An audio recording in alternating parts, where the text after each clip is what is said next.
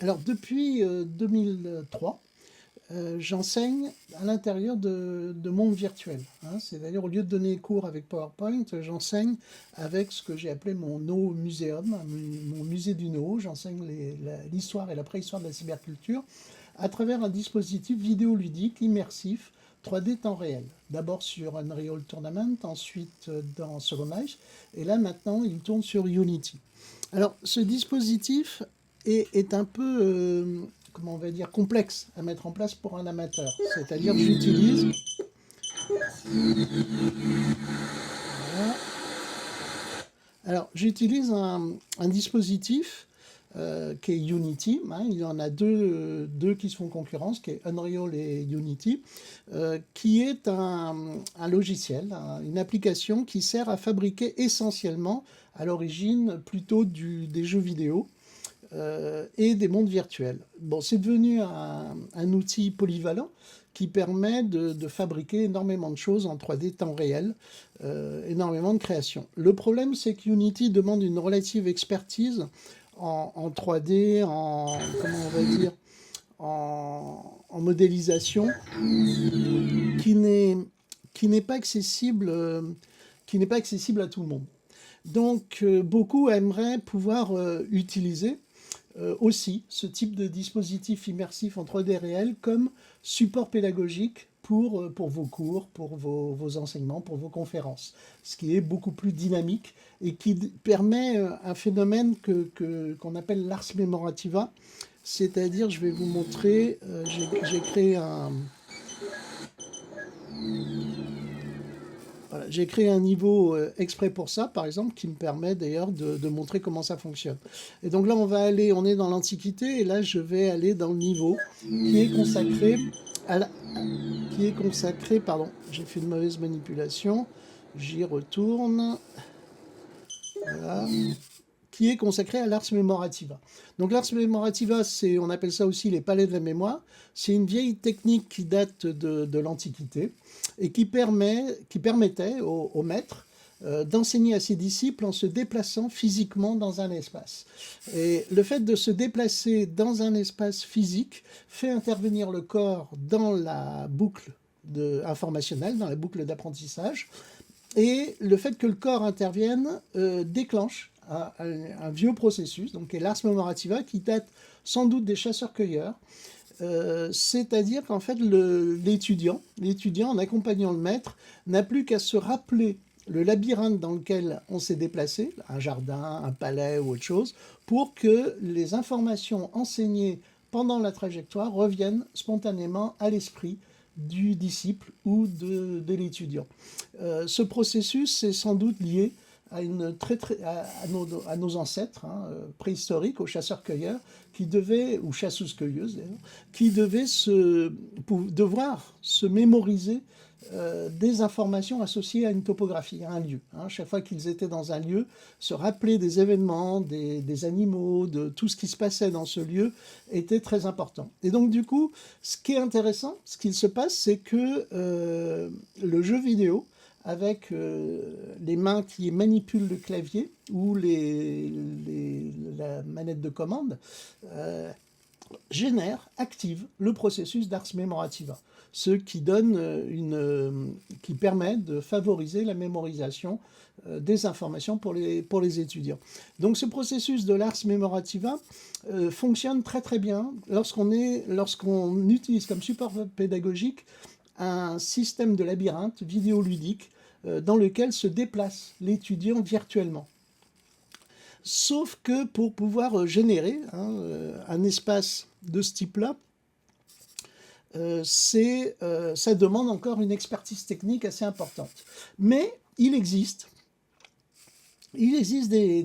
maintenant des prototypes de métavers qui commencent à se populariser et qui permettent de relativement facilement, pour un amateur, de créer ses propres univers virtuels 3D temps réel et d'y inviter en différé, comment on appelle ça, en dématérialiser les étudiants, ou de l'utiliser comme support de cours dans un cours en physique, en réel, ce qui fonctionne très bien comme le No Museum, où je l'utilise à la fois en dématérialisé, mais aussi dans les salles de classe, en présence des étudiants qui eux-mêmes se promènent dans une version du No Museum, donc de l'espace virtuel, sur leurs propres ordinateurs.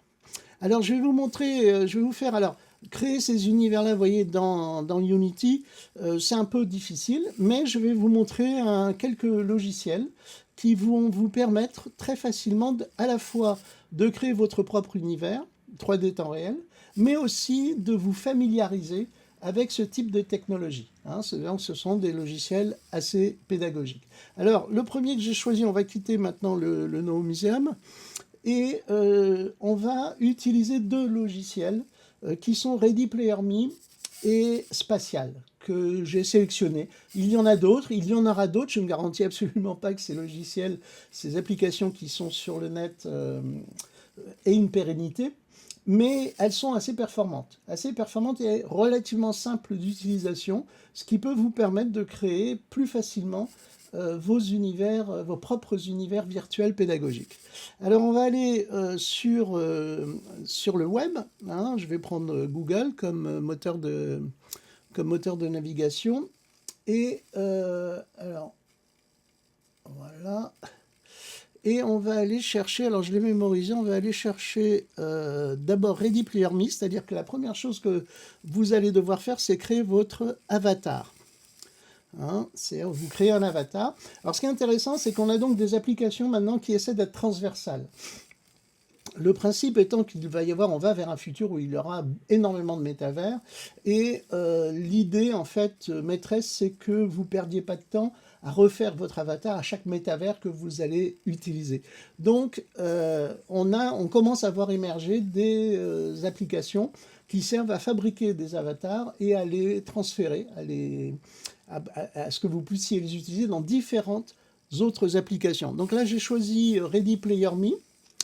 Et vous voyez, là, il y a plein d'applications qui sont compatibles avec Ready Player Me, dont celle qui nous intéresse ici, qui est Spatial. Donc là, je vais vous faire une petite démo rapide de comment créer votre avatar. Hein. Vous avez créé un compte, vous êtes créé d'abord un compte dans Ready Player Me. Et je vais faire un truc, c'est que je vais juste activer ma petite application qui vous permet, voilà, c'est ça qui vous permet de voir ma souris, de voir où est mon pointeur, le voici. Hein. Ça me permet de vous montrer plus précisément des éléments de la démonstration. Donc là, je suis dans Ready Player Me qui est sur Internet, et je vais me créer un avatar. C'est-à-dire que vous faites Create, par exemple, New Avatar. Et là, vous avez, voilà, il vous propose tous vos types d'avatars. En général, on a tendance, quand on débute, à se créer un avatar à notre image. Et puis, quand vous devenez à peu près expérimenté, vous créez des avatars un peu fantaisistes. Le deuxième deuxième tropisme qu'ont les utilisateurs, c'est de se créer souvent, très souvent, un avatar du genre inverse de celui que vous avez biologiquement. Donc là, par défaut, il m'a proposé un avatar féminin. Pourquoi pas, sachant qu'effectivement, dans un cadre pédagogique, il vaut mieux avoir un avatar neutre. Hein, et éventuellement d'ailleurs non genré, ou en tout cas à votre image d'avatar physique.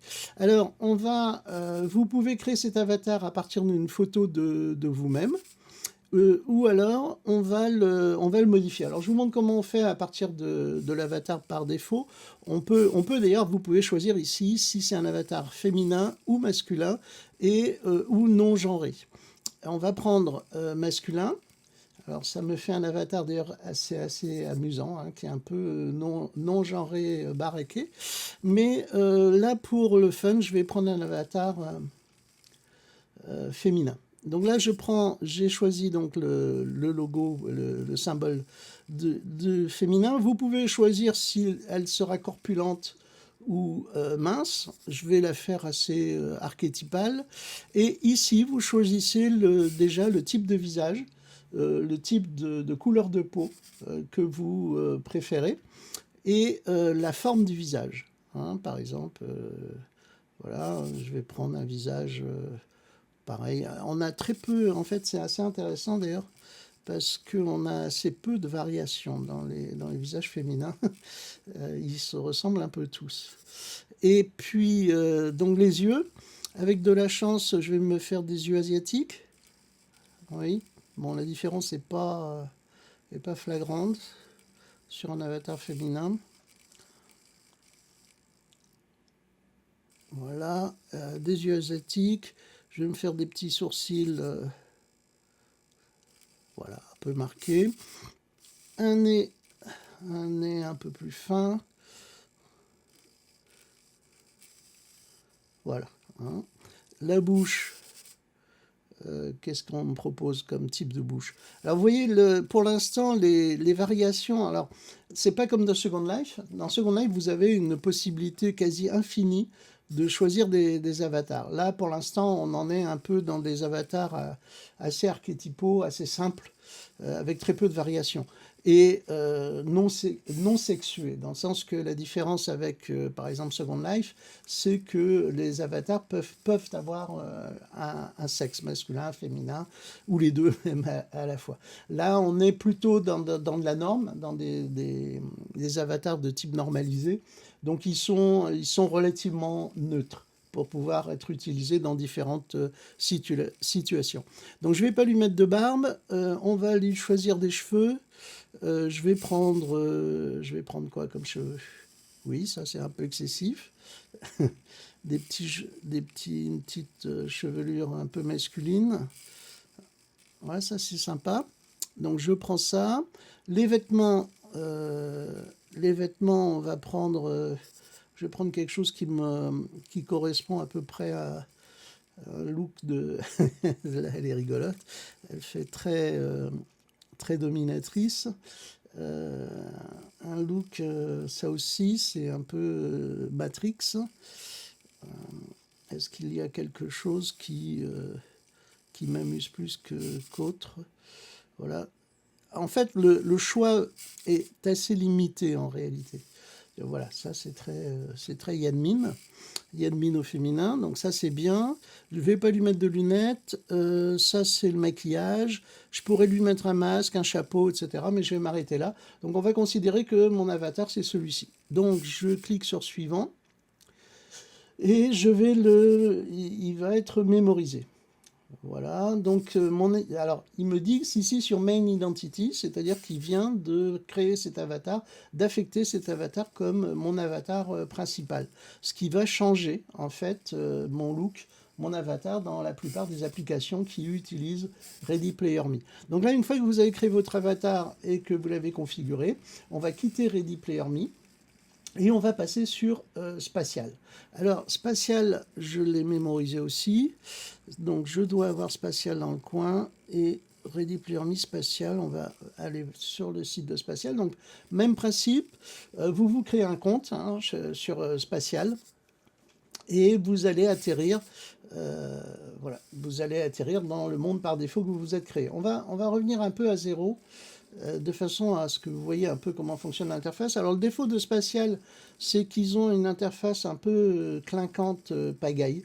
C'est-à-dire il se passe beaucoup de choses visuellement dans l'interface. On peut dire que c'est un peu trop. Hein, et donc c'est un peu déroutant au départ, mais c'est pas très grave. Je vais vous montrer comment faire pour démarrer. Alors vous avez créé votre compte. Ce qui est intéressant dans Spatial, c'est qu'il est connecté en... Vous avez la possibilité d'avoir des NFT et de la crypto-monnaie, hein, de faire des transactions, de vendre des objets que vous avez créés, mais ça, on ne va pas s'en occuper. Hein, et ce n'est pas nécessaire. Donc là, nous, ce qui nous intéresse, c'est de créer un monde. Donc là, on va ici, en haut à droite, vous avez Create. Vous avez votre avatar qui est apparu par défaut. Donc il a gardé mon ancien avatar, il n'y a pas eu de remplacement de mon ancien avatar. Donc c'est toujours l'avatar que j'avais créé au départ dans Ready Player Me. Et là je fais Create Et je vous conseille, alors pour débuter, on peut faire énormément de choses, hein, c'est ça qui est intéressant dans Spatial, et on peut faire la même chose que dans Unity. D'ailleurs, il y a une version compatible Unity, et je pourrais importer un monde que j'ai créé en FBX, en format FBX, qui est un des standards de la 3D, et je pourrais créer un monde indépendamment de Ready Player One. Là, pour le besoin de la démo, et pour aller vite, et aussi pour que ce soit facile pour vous, on va utiliser un des univers préfabriqués qu'ils ont créés. Hein, c'est-à-dire vous pouvez choisir différents types de galeries dans lesquelles vous allez poser vos dispositifs pédagogiques pour inviter vos étudiants.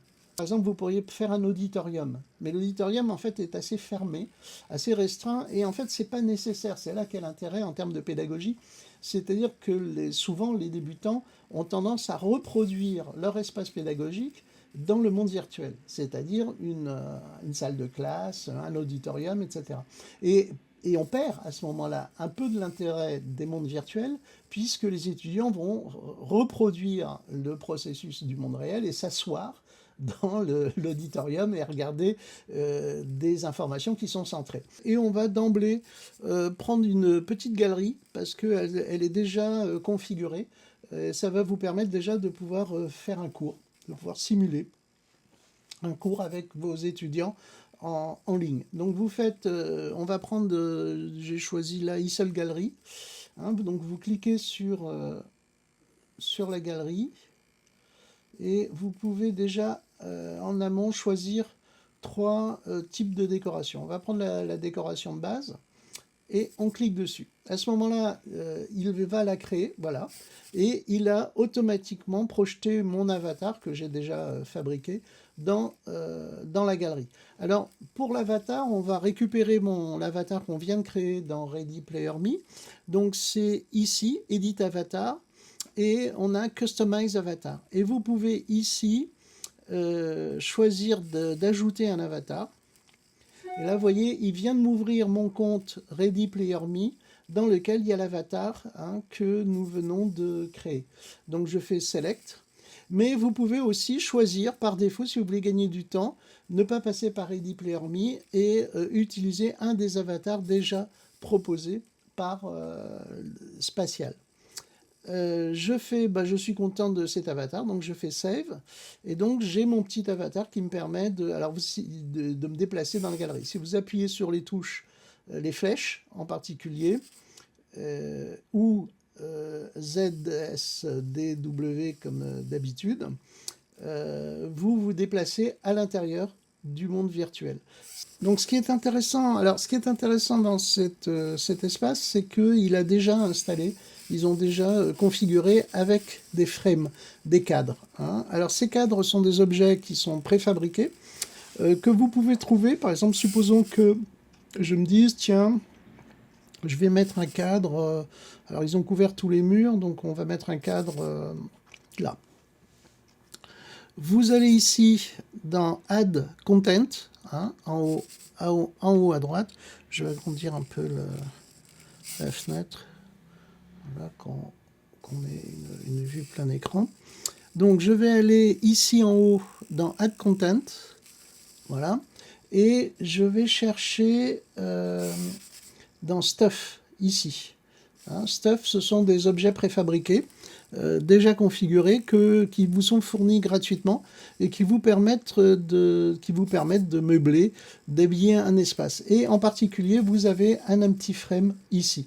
Donc si je sélectionne un empty frame, voilà, il me l'a mis là. Donc ça va me permettre de vous montrer tout de suite comment on configure cela. Voilà, j'ai sélectionné l'objet et je peux modifier. Il y a un menu qui apparaît. Hein, qui me permet de modifier son scale, de modifier sa rotation, son échelle. Voilà, je modifie sa rotation et je vais faire un très très grand tableau là posé sur le mur. Je vais un petit peu ajuster sa rotation. On va le monter en Y. Voilà, comme ça. Alors, je vais reculer. Est-ce que je peux reculer? Non, ça agit sur la taille. Voilà, je vais reculer le personnage, l'avatar. Et je vais Alors oui, je sais, c'est pas forcément le plus convivial des éditeurs pour de la 3D. Voilà. Non, c'est pas ça. Rotation. Mais bon, on s'y fait. Voilà. Donc j'ai créé un grand cadre et surtout, regardez, je vais le verrouiller. Hein, lock, ici, en bas, de façon à ce que par accident, je ne le saisisse pas. Je ne le saisisse pas et je... Voilà. Hein, donc le menu d'édition a disparu, hein, de façon à ce que je ne le bouge pas accidentellement.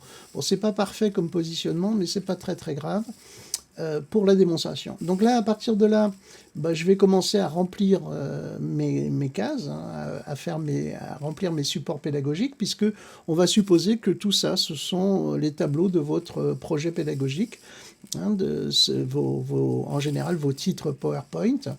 Et je clique dessus. Hein, je vais cliquer, il est configuré pour, hein, donc je vais cliquer dessus. Et là, il va m'ouvrir mon chutier. Hein, mon dossier dans lequel se trouvent toutes mes propres images. Alors, on va en uploader, on va en charger une, hein, c'est-à-dire que là, c'est celle que j'ai déjà chargée.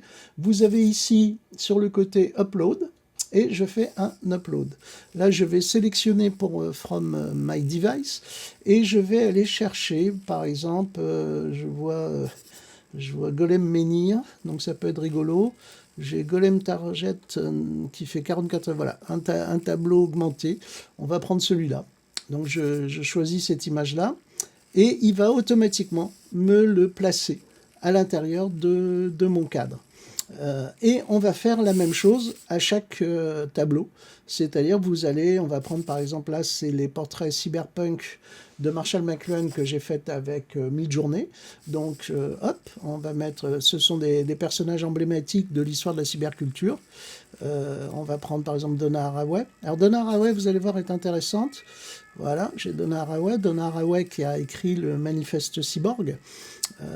Marshall McLuhan, qui est l'auteur de Pour comprendre les médias, qui sont des personnages emblématiques donc, de notre histoire de la cyberculture. Et alors regardez, ce qui est intéressant avec ces tableaux, c'est qu'ils sont aussi préconfigurés pour vous permettre de zoomer dedans. Là, si j'amène le curseur devant le petit plus qui est là, hein, qui apparaît, il n'apparaît que si je vais dedans, je peux voir le tableau en gros plan. C'est un PNG, c'est-à-dire que quand j'ai créé cette image-là, elle est sur fond transparente, ce qui permet d'avoir ce détourage, hein, de l'image. C'est pas nécessaire, hein, ça peut être un PNG opaque. Voilà, je le referme. Et donc chaque tableau, chaque fois que vous appuyez là-dessus, il va charger l'image et vous l'affichez par cadre. Ce qui vous permet déjà de facilement, hein, de créer votre support pédagogique, votre parcours pédagogique à l'intérieur de cette galerie et d'être accompagné par les étudiants à qui vous avez filé donc l'adresse pour nous rejoindre. Et on va faire encore une autre manipulation, c'est que par exemple, on va imaginer que vous avez un PDF, hein, vous avez un document de type PDF à charger. Alors là, c'est très simple, hein, vous faites toujours comme d'habitude, hein, vous allez sur Add Content, vous ajoutez un contenu. Et là, vous voyez, j'ai préchargé ici en upload mon PDF, hein, qui est la préhistoire de la cyberculture. Et il me demande si je le mets dans les frames. No thanks. Voilà, il est là. Et je vais le positionner. Alors, par défaut, il est, comment on va dire, il est éditable. Hein, il peut être bougé dans l'espace. Donc, je vais l'ajuster de façon à ce qu'il soit à proximité, par exemple, de ce tableau. Voilà, je vais tourner un peu, oui, voilà, c'est ça. Alors c'est ça qui est embêtant, l'éditeur est un peu laborieux au niveau des manipulations, mais c'est pas très grave, on s'y fait, comme je disais, et je vais le plaquer sur le mur en Z, voilà, je vais le mettre à fleur du mur, ce qui va me permettre aussi d'ajuster sa rotation de façon à ce qu'il soit parallèle au mur. Dans le sens que, voilà. Tac, et je vais l'agrandir de façon à ce qu'il soit lisible. Alors, en fait, on va remplacer ce tableau par le PDF. Donc, je sélectionne le tableau, je le unlock, et ici, je fais un delete de façon à le virer. Voilà, et je vais reprendre mon PDF, voilà, que je vais encore agrandir. Voilà. Allez, viens. Voilà. Alors, je vais bouger un peu l'avatar de façon à y voir clair. Évidemment, je vous conseille plutôt d'utiliser des PDF avec des, comment on va dire, avec, alors là, voilà, ça, en le mettant à fleur, ça me permet d'être beaucoup plus précis, parce que je vois à quel moment il est à peu près bien parallèle au mur. Et oui, et donc je vous disais, je vous conseille quand même de mettre, si vous mettez des PDF, parce que c'est pas vraiment très pratique de lire un PDF aussi dense que celui-ci, donc de plutôt avoir des PDF avec vos titrages. Alors comment ça marche? Alors une fois que vous avez fait down, vous faites down, et par contre surtout vous n'oubliez pas de le verrouiller, de façon à ce que accidentellement ne le fasse pas bouger. Donc je fais lock, allez, lock, voilà, et donc il est verrouillé. Et là je me rapproche, et pour lire le PDF, ici en bas, vous voyez, vous avez un petit menu, et avec des flèches. Le titre du PDF et des flèches. Et donc, en cliquant sur les flèches, vous avancez sur les pages. Donc, c'est pas très pratique sur un PDF aussi dense, mais par contre, si vous avez un PDF avec tous les titrages PowerPoint habituels, ça devient parfaitement lisible et rapide à implémenter dans le décor. Donc là, je pense qu'on a vu l'essentiel. Et je vais vous laisser explorer c'est tous ces dispositifs. Là, si vous appuyez, par exemple, je peux asseoir l'avatar et asseoir vos étudiants. Vous avez la possibilité donc d'avoir un micro, d'activer le micro, de façon à ce que les étudiants vous entendent faire les commentaires. Et vous avez ici dans plus, on va juste le passer en revue. Vous avez les mondes que vous avez créés. Vous avez des fournitures, des sièges, qui sont dynamiques dans le sens que si vous cliquez dessus, l'avatar va aller s'asseoir dessus. Et vous avez donc le stuff que je vous ai montré. Et ça, c'est dans Recent, c'est les derniers objets que vous avez téléchargés dans votre propre dossier sur le projet. Alors, une fois... Donc la dernière opération, en fait, une fois que vous avez configuré votre galerie pour assurer votre pédagogie, vous allez la partager. On va la rendre publique. Donc ça se passe ici dans Share. Vous cliquez ici sur Share et en cliquant sur Share, vous avez les paramètres de partage. Les paramètres de réglage, on va dire, de votre monde. Et l'adresse. Si vous faites copie ici, vous faites copie, vous copiez l'adresse que vous allez fournir à vos étudiants, l'adresse web de votre galerie, de votre espace, de votre musée, votre propre No Museum. Vous pouvez aussi inviter par email, c'est-à-dire que vous tapez un email ou plusieurs et vous envoyez l'adresse à vos étudiants. Donc je recommence, je fais share, voilà, share ici, et vous faites go live. C'est-à-dire une fois que vous avez tout réglé, vous faites go live. La chose importante ici, vous pouvez restreindre l'accès. You et les invités. C'est-à-dire que soit par défaut, c'est n'importe qui a le lien qui peut accéder à cet espace-là, soit c'est uniquement vous et les utilisateurs invités. Vous pouvez faire Can View aussi, c'est-à-dire peut voir, ou Can Edit, c'est-à-dire que vous pouvez faire en sorte que vos invités puissent modifier votre galerie. Je vous le déconseille dans un premier temps. Voilà. Et donc, vous allez sur Go Live. Ah oui, pardon, j'allais oublier. Important. Donc, quand vous faites Go Live, il vous demande la description de ce lieu. Donc là, je vais l'appeler... ça, c'est les descriptifs publics. On va l'appeler nos galeries pédagogiques de démo. Voilà. Vous racontez ce que vous voulez dans la description. Hein, ceci... ah, il veut pas. Voilà. Ceci est une galerie pour une galerie prototype pour des cours, voilà. Et puis les tags, ben, vous dites cyberpunk, cyberculture, le contenu hein, a priori de votre espace. Surtout, ce qui est important ici, c'est que Tumble Image, il va vous proposer une image par défaut qu'il a calculée lui-même, ici, dans Auto. Sinon, vous la personnalisez. Vous créez une image de caractéristique. Et pareil, pour Thumbnail, pour la vidéo, une vidéo de démonstration, une image pour les smartphones, parce qu'on peut évidemment, et c'est ça qui est intéressant, y accéder via smartphone. Pareil, un poster et un logo. Une fois que vous avez rempli tous ces paramètres, vous faites Save et il vous valide votre galerie et vous faites Go Live. Et à ce moment-là, ah oui, voilà, il vous propose, donc là déjà dès maintenant elle est accessible en ligne et vous pouvez ici, il vous propose de copier le lien et surtout de pouvoir la partager sur Facebook par défaut, Facebook, Twitter et X plutôt, et LinkedIn. Voilà, et vous faites Done et à partir de maintenant, on peut fermer ça.